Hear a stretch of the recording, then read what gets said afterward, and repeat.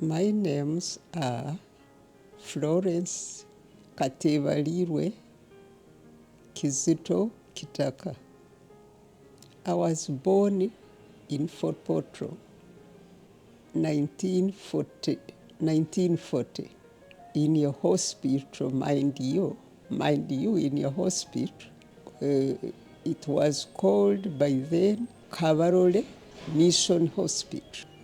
27th April 1940. That's when I came in this world by Mr. and Mrs. Samson KATEBALIRWE. I'm Mtoro, mind you, don't bother about other names. My village is MIDWIFERY because there is a big stone, that's the landmark. I'm the third born of a family of 10 children. Among those, 3 of us are still alive. The sister who follows me and the youngest sister, who is around 70, the youngest. My eldest sister was a nurse. So, when I came to nursing, I had an uncle where I used to stay so much from school. I would go to my uncle. I went to a primary school from P1 to P4. Then in the village where I come from, because that time I couldn't walk a bit. Then I went to another school, to a school called Kievambe. It's still there, well known like Gayas of those days. I started there because when I was in primary, I used to walk with my cousin, a boy. But when he went to boys' school called Kabarole, I went to Kievambe because we were growing. And we used to walk 3 miles going, coming back at 3 miles, so it's 6 miles.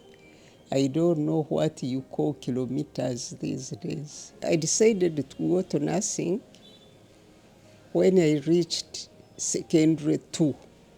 Those days there wasn't senior. Then when I went, I saw a big girl applying for nursing, to join nursing, because she was finishing her secondary 3. I copied everything, even the years, how old she was, because I was a bit young and I didn't know what doing nursing means. I didn't know. You work, you pass through a lot of things. What attracted me was the nurse's uniform, because my older sister was a nurse. When she came on holidays, or when I used to go on holidays to spend a holiday with her, I used to see people very smart in a white uniform. And I wanted to be smart like them. I said I want to be a nurse, not knowing.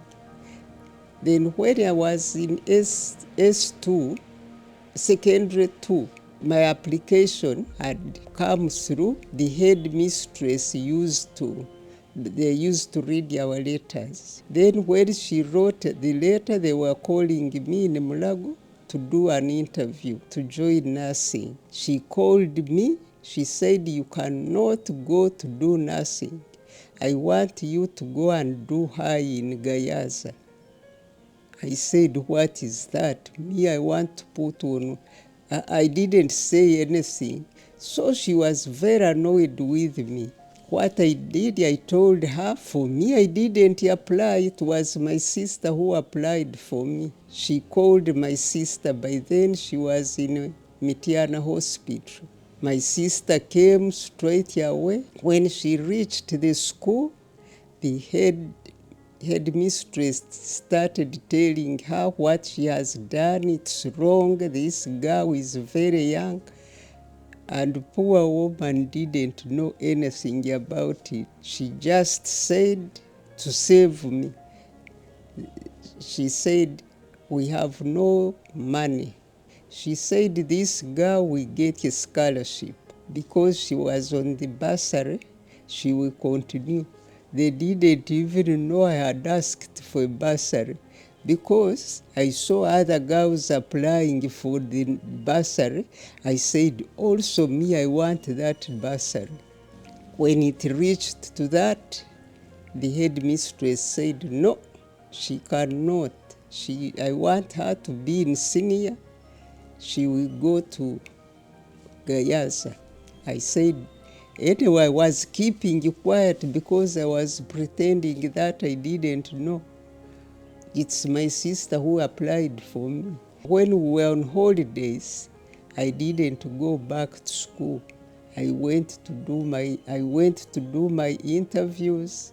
I didn't come back to school. I stayed with my sister in Mitiana Hospital. Then I went to Mulago. When they called me, I went to Mulago. But when I came, I was not used to eat kaunga. I had never seen people eating posho, beans, because at home I didn't like to eat that. And my mother, when I was in a boarding school, my mother used to send me a meal every day, because there was a neighbor walking nearby, coming from home, commuting. So to that old girls' school, she's the one who used to bring my food. So I was amazed. I said, how can one eat this? What are they eating? Me, I'm used to what? So when I went to Mulago, I found my sister again in Mulago doing her second certificate. That was midwifery. So she used to give me her piece of bread, her milk. Then that's when I met Gladys Mayanja. By then, she was, I don't know, but I think she liked the girl. I don't know how I was chosen. And people used to choose people to take care of them and what. So she chose me. And there was another girl who was in the same group with me, whom we joined together, but she was a Muganda. She also took me to her mother, said that you got only me, a girl, now I have got another girl, you are the one who likes children. I had people, she used to care about me. That girl, she took me to all her relatives. Then the relatives liked me so much, then she was jealous. She used to tell, but you like it, you have your mother there, you have two mothers. Now my mother is doing this. So I said, you okay, you can go to Fort Portal also to my mother. There are many people there, if you want, but you are the one who took me there. And she likes me so much. She can do anything what my mother was doing at home. When I used to go there, I used to keep quiet to go there. Then I told her mother that this one doesn't want to come, and you like me, you told me to be coming. So she said, don't bother. She used to give me transport to take me. Those days we used to go by bus Kavandole, in a place called Kanyanya. So straight away when I'm off, I won't tell the daughter that I'm off duty. I just go myself because I have my transport, I have everything. I used to go there and eat properly, be treated like a mother. Then when I come back, she sends something for her daughter. When I give her this, I was at home, she used to say, why do you go alone? I'm the one who is supposed to take you. I said, but I know the place and we don't get off duty the same time. After that, I passed, and apparently I was very clever when we were doing our things. When I went to Mulago, they asked us to have examination so that they take a healthy child and what. Because I was so thin, they thought maybe that girl is sick or anything, but everything was normal. But the thing what they didn't do is they asked me to give them stew. I refused. I said, that woman is so rude. How can she ask me to give her my stew? I couldn't give her for examination. I refused, and then I told my friends, you know that woman who looks like a soldier? She was tall in a uniform and dark. Then I thought maybe she's what? Telling me to give her stew. I'm not giving her. The other girls gave. So one girl told me, for me I gave, but there is one who hasn't given her stew.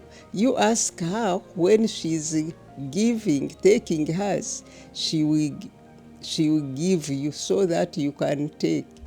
When I asked that girl, and she was a bit older than some of us, we thought, and they want that, I will just give her the stew.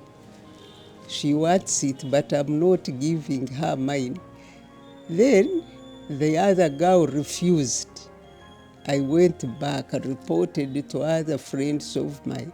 And that lady wasn't kind those days.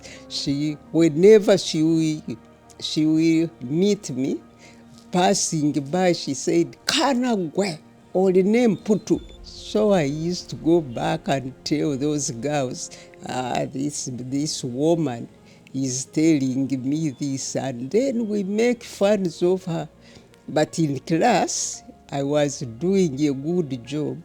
I was telling people, things to what, to laugh at what, when I'm listening. When they give an exam, I will come first. And they didn't like me. So I stayed in Uganda. Then I started going to work. They put me somewhere on night duty with another girl from Bunyoro.